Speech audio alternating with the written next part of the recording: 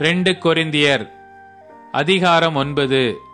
பரிசுத்தவான்களுக்கு செய்ய வேண்டிய தர்ம சகாயத்தை குறித்து நான் அதிகமாக உங்களுக்கு எழுத வேண்டுவதில்லை.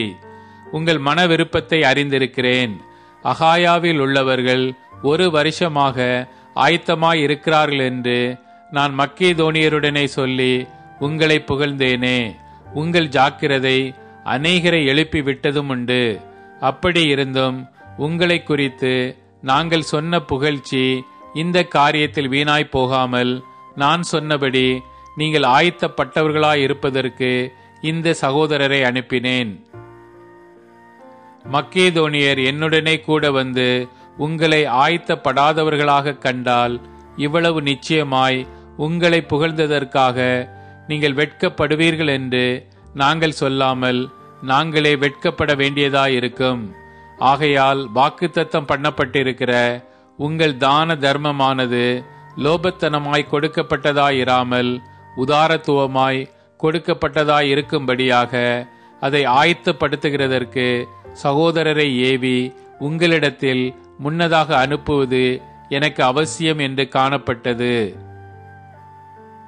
பின்னும் நான் சொல்லுகிறது என்னவெனில், சிறுக விதைக்கிறவன் சிறுக அறுப்பான், பெருக விதைக்கிறவன் பெருக அறுப்பான். அவனவன் விசனமாயும் அல்ல கட்டாயமாயும் அல்ல, தன் மனதில் நியமித்தபடியே கொடுக்க கடவன். உற்சாகமாய் கொடுக்கிறவனிடத்தில் தேவன் பிரியமாயிருக்கிறார். மேலும் நீங்கள் எல்லாவற்றிலும் எப்பொழுதும் சம்பூர்ணமுடையவர்களாயும் சகலவித நற்கிரியைகளிலும் பெருகுகிறவர்களாயும் இருக்கும்படியாக தேவன் உங்களிடத்தில் சகலவித கிருபையையும் பெருகச் செய்ய வல்லவராயிருக்கிறார். வாரி இறைத்தான், ஏழைகளுக்கு கொடுத்தான், அவனுடைய நீதி என்றென்றைக்கும் நிற்கும் என்று எழுதியிருக்கிறபடியாகும். விதைக்கிறவனுக்கு விதையையும் புசிக்கிறதற்கு ஆகாரத்தையும் அளிக்கிறவர் உங்களுக்கு விதையை அளித்து அதை பெருக பண்ணி உங்கள் நீதியின் விளைச்சலை வர்த்திக்கச் செய்வார். தேவனுக்கு எங்களால் ஸ்தோத்திரம் உண்டாவதற்கு ஏதுவாயிருக்கும் மிகுந்த உதாரண குணத்திலே நீங்கள் எவ்விதத்திலும் சம்பூர்ணம் உள்ளவர்கள் ஆவீர்கள். இந்த தர்ம சகாயமாகிய பணிவிடை பரிசுத்தவான்களுடைய குறைவுகளை நீக்குகிறதும் அல்லாமல் அநேகர் தேவனை ஸ்தோத்தரிப்பதினாலே சம்பூர்ண பலனுள்ளதாயும் இருக்கும்.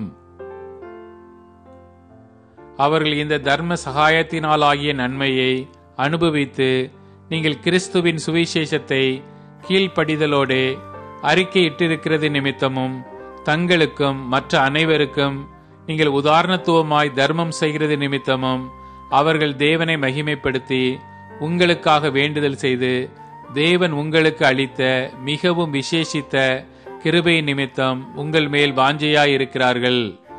தேவன் அருளிய சொல்லி முடியாத ஈவுக்காக அவருக்கு ஸ்தோத்திரம்.